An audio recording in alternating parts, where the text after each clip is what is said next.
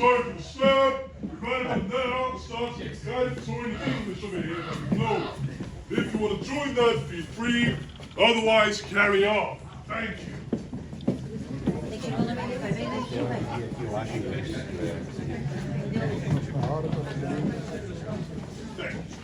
While give people a chance to join us, I'm going to be very rude and look at my phone to see what time we're actually starting at. 16:30, right on a minute for once. Let's get started. God dag, väl välkommen till Viking's. If you didn't understand much of that sentence, that's okay. The language isn't even Swedish. Oh, well, Swedish has sounded like that for about 800 years or so. Can anyone guess which language it was? I'll give you a hint. It's quite similar to modern-day Icelandic, and that's why I speak it so well. I cheat. It's Old Norse, Norröna, the Danish tongue, the Danish mouth, the language spoken by the people welcome to call Vikings. The sentence means approximately good day and welcome to the Viking Museum. Or literally the Viking collection, since museums are another thing here in Viking Age Scandinavia. My name is Askeling Malson, and I'm going to be your guide for the next 10 to 15 minutes or so, depending on how long you guys want to listen to me babble on about the Viking Age.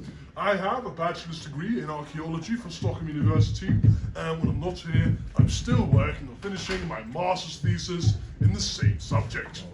Now, that document is currently up to about 270 pages out of a maximum of 60, but things have escalated slightly beyond my control. However, I should know pretty much everything to know about this. So if you have any questions regarding archaeology, the Vikings, the museum, or the meaning of life, feel free to interrupt me at any time and I will do my best to answer. You are also allowed to raise your hands. Though be warned, I can be notoriously bad at noticing raised hands. However, to start this guided tour, I have a question to you guys. And it is very important that you get it right. Are you ready? Yes. Do the Vikings wear horns on their helmets? No. Very good. I'm going to ask this question one more time. And this time, I'd like to hear a loud, resounding no from everyone in the audience. Do the Vikings wear horns on their helmets? No. Someone say yes? Toast over there. Can anyone tell me how old that misconception is? And more importantly, who's to blame for it? For once, Hollywood and the Americans aren't to blame for something awful happening in pop culture. This is, yes, very good. It's an older stereotype. And as usual, for something truly awful happening in the world, we can blame a German. In the middle of the 19th century, 150 years ago now, something known as nationalism and national romanticism is on the rise in Europe here, including Scandinavia. To explain that very quickly, you'll want your country to be the biggest, the baddest, and the best. Unfortunately for Scandinavia here, things aren't going all that well. Sweden just lost Finland to Russia. Finland have been a part of Sweden for the past 500 years at this point. This is a huge blow to them. Denmark also loses Norway and Schleswig-Holstein. Now it is part of Germany at approximately the same time. These previously pretty big countries, who both wanted to be empires, well, they've turned into what a certain president might have referred to as, well, shithole countries. They don't have a lot to be proud of in the present. Instead, we gaze into the past and see an age with the Scandinavian sails all over the known world here. And yes, sometimes even beyond that, to Iceland, Greenland, North America, and as recent research has indicated, possibly all the way to the Azores in the middle of the Atlantic Ocean. Sir, if you can't sit here without kicking with your feet, I'm going to remove them. Watch me, sir. No, pardon me. Now, where was I? Yes, fear and terror. Very good. Instead of being proud, yes, it's there. It's not only in pop culture where the Vikings were popular here in Scandinavia, but also within academia, within research. Now, the research being produced during the 19th century is still to this day surprisingly accurate, despite its age. Far from all research ages as well. However, if you read some of the older stuff, you may well get the impression that the Vikings reproduced by cloning. Precisely, and they don't. However, we still see these lines of bearded kings after bearded kings after bearded kings, and it doesn't help matters that half of them are called Harold something either. It's so bad that I can guarantee you that every single one of you here, with the exception of our youngest and loudest participant over there, carries at least one thing with them every day that's named after a Viking king called Harold. Your cell phone. Very good. Harold Bluetooth. Harald de Blauwtooth. He's a 10th century king of Denmark. He's given not only the name to Bluetooth, but also a symbol. Pull this up. It's the Vikingish runes for H and B. His initials, kind of superimposed and bound together. Now, this was never used as a signature, or seal of any king during the Viking Age. But the practice of combining runes like that, of binding them, is well known from the Viking Age and before that. Now, the reason for these cloning shenanigans are surprisingly simple.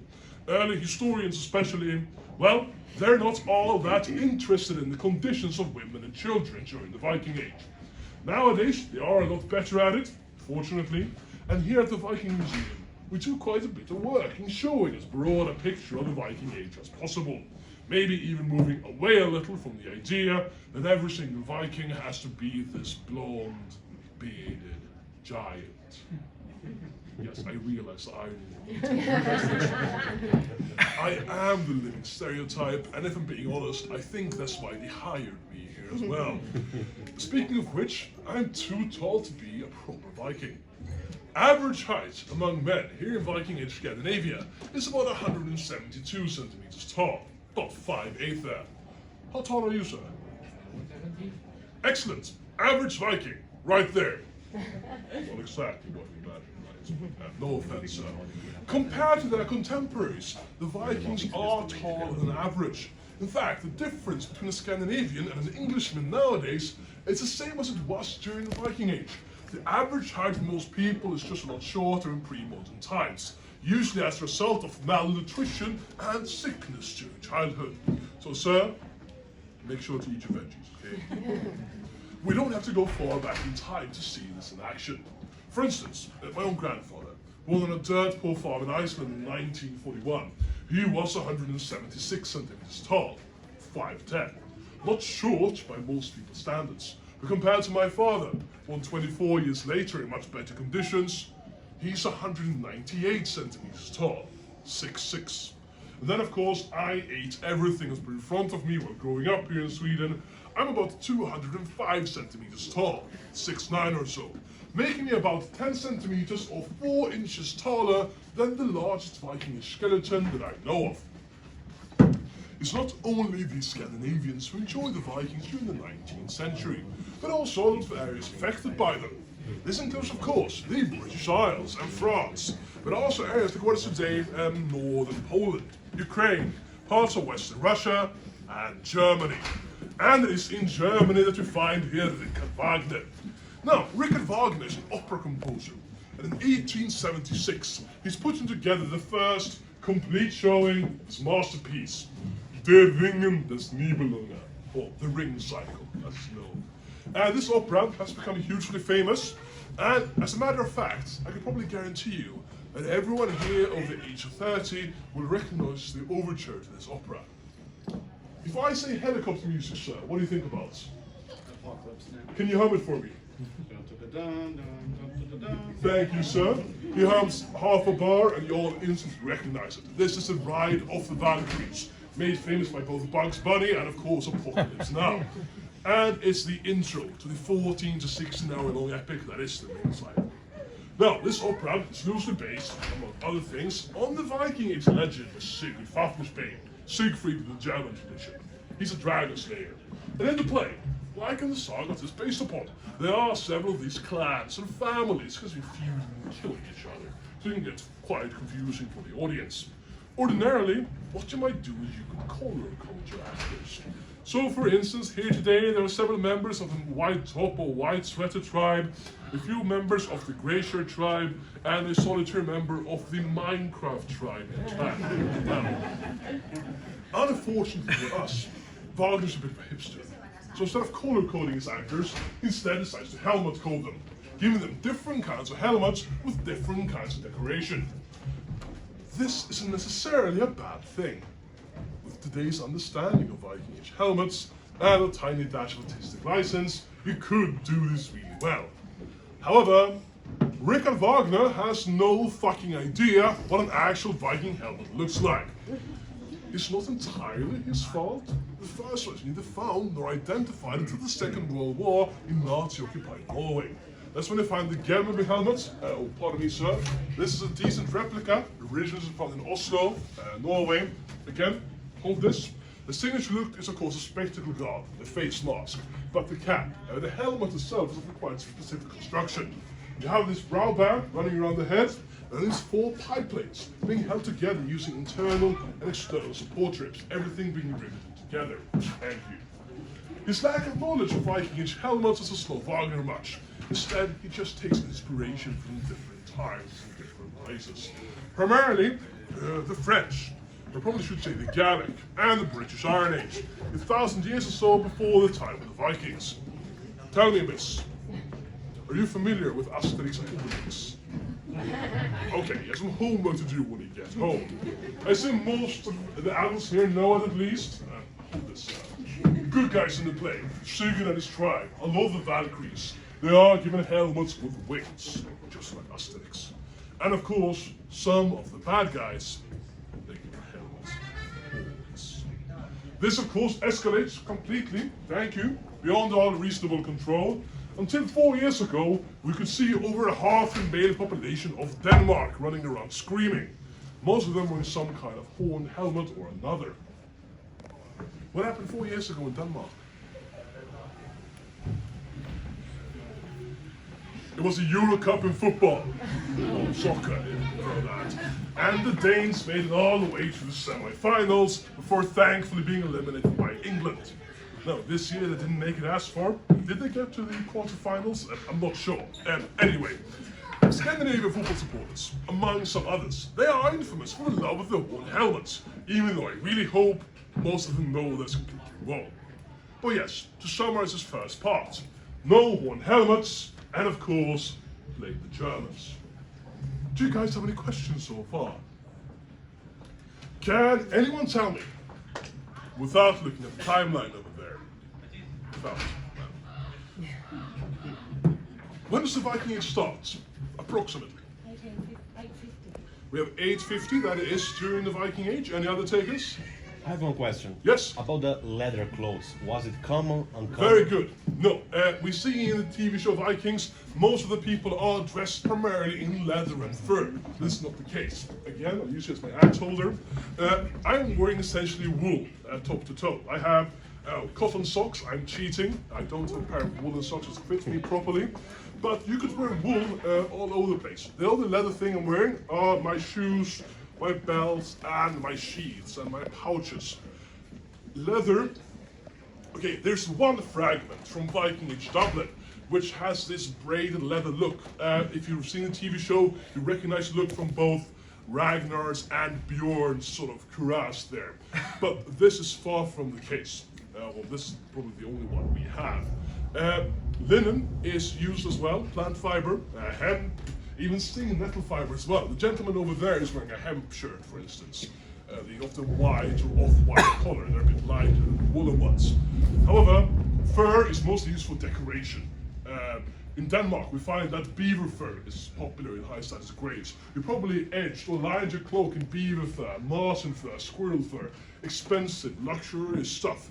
The guy walking around with his big Jon Snow cloaks on their shoulders, It's got the same sort of vibe as the kid walking around in a white sheet pretending to be a toga, because you use these big furs probably as bedding for, well, a bed, for instance. Thank you. Now, the problem when talking about the Viking Age is they studied by several different disciplines in several different places. So depending on who you ask, you can get some quite different answers to that question. The two main disciplines looking into the Viking Age are history and archaeology. Historians read boring old books, while archaeologists have grand adventures and dig up old things out of the ground. I may be slightly biased towards this discussion of mine. These two disciplines rarely agree with each other. Most archaeologists here in Scandinavia, what is now Sweden, Norway, Denmark, the homelands or core territories of the people we'll come to call the Vikings, we prefer to start the Viking Age in the middle of the 8th century, 715, give or take a couple of decades. There are a few different factors to why we choose to do this. The one that I like to bring up is that this is a point when the first towns of Scandinavia start appearing. You go to Birka, on an island like 30 kilometers west of here. You have Kaupang, that's like the Oslo Fjord, Ribe and Heidebu on the western and eastern coast of Denmark, respectively. I'm using the word town here quite loosely. Even at its height, Birka only has a permanent population of 1,000 people or so. Unless you're from northern Iceland, that's probably not all that impressive to you guys. However, to the 8th century Scandinavians, these are the first signs of urbanism, urban development that they see. But it's not only in Scandinavia proper where they're establishing these modern literature calls them emporia. But these emporia also appear in the shores of the Baltic. For instance, we have Volyn and Truso on the coast of what is now Poland, Grobin or Grobina on the coast of Lithuania, and most importantly, at least with hindsight, Stadio Ladoga or Aldegeborg, essentially the opposite side of the Baltic Sea from Pirka, just up the Gulf of Finland and through modern-day St. Petersburg. At Aldegeborg, a very early hybrid settlement between the Scandinavians and the two other populations appears. You have the Baltic Finns, speaking essentially Viking Age Finnish or Estonian, and you find the Eastern Slavs, speaking the predecessor to become Belarusian, Ukrainian, and Russian. The close connections between Scandinavia and Eastern Europe will become very characteristic of the Viking Age, and it doesn't take them too long to reach all the way to the Black Sea and Constantinople. Today, of course, Istanbul.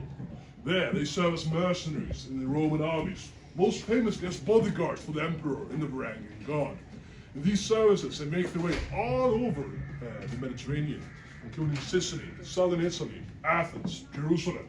But on the eastern route, what's most impressive, at least to my mind, is when they follow the long river Volga here, all the way to the Caspian Sea, raiding the shores of what's now Georgia, Azerbaijan, Iran, and by several accounts, even going overland by camelback into Baghdad to trade. And when they arrive there, thousands of miles away from home, they have enough local knowledge to commit tax fraud. No, so in the Caliphate, in the Middle East at this point, there's a tiered system of paying taxes. The people who are Muslim pay the least, then the people who believe, well, essentially Christianity and the Jews pay a slightly less one, and then the fire worshippers, Al-Magi, the pagans, they pay a much higher tax.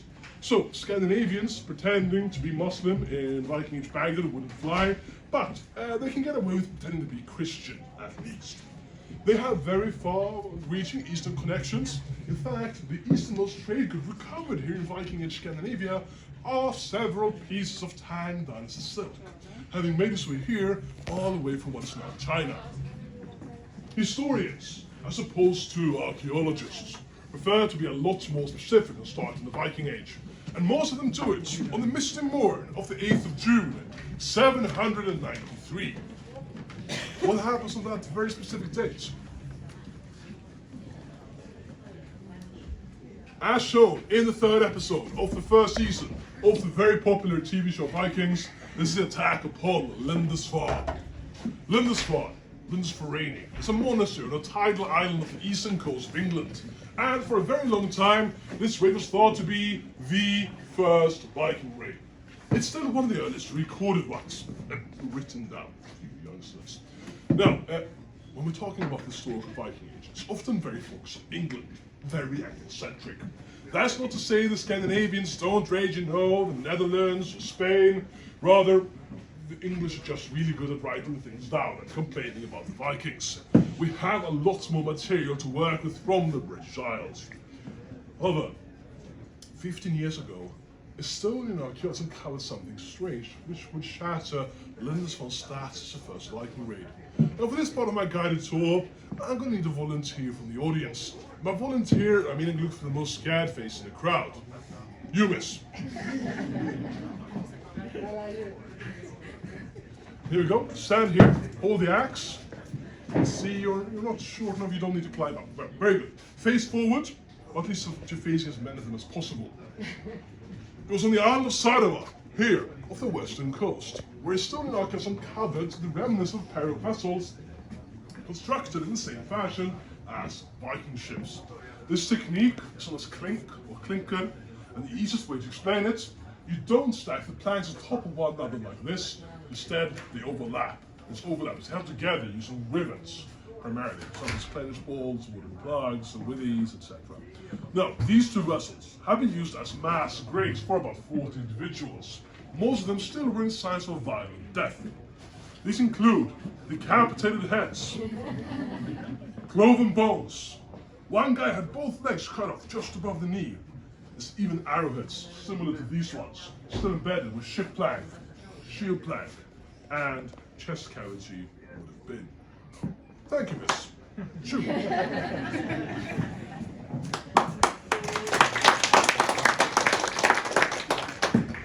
Thanks to strontium analysis, we're able to determine that most of these individuals had grown up in what is now Sweden, primarily the Mälar River Valley.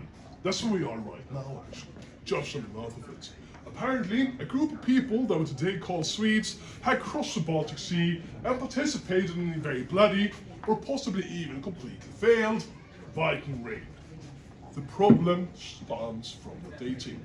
Most people put this in the 750s, almost 50 years before the attack upon Lindisfarne, and thus to a lot of people, way before the start of the actual Viking Age. However, it does line up really well with the archaeological start of the Viking Age here in Scandinavia, and personally, whenever I'm talking about shiploads of violent Scandinavians heading somewhere, I have a very hard time not using the word Viking. Speaking of which, I have been babbling on for quite some time, so I figure I'll end this guided tour by talking about the word Viking itself. In modern day English, as in modern day Swedish, the word Viking is most often used to refer to ethnic Scandinavian during the Viking Age. And I do this myself in my guided tours. However, some people will tell you that this is wrong. These people have a very good point. In Old Norse and in Old English, the Viking Age equivalent of these languages, the word Viking probably just meant pirate, sea raider. Old Norse technically has two nouns with the core of Viking. The male noun conjugates to Vikingur, refers to the person, the sea warrior, whereas the female noun, Viking, refers to the activity, the expedition. You can even talk about to go Viking, or fare Viking. Essentially, going to do something adventurous, presumably violent, in a maritime environment. And on that note, I'm going to be very rude and look at my phone, because I've been talking on for the past 23 minutes. You've had more than your fair share of guided tour. I'll be in the museum until I leave at 6, so if you have any questions, feel free to grab me or one of my colleagues. This is the official end of the guided tour. I'd like to thank you all for your time, and I hope you enjoy the rest of the museum. Thank you! Bye, Changas!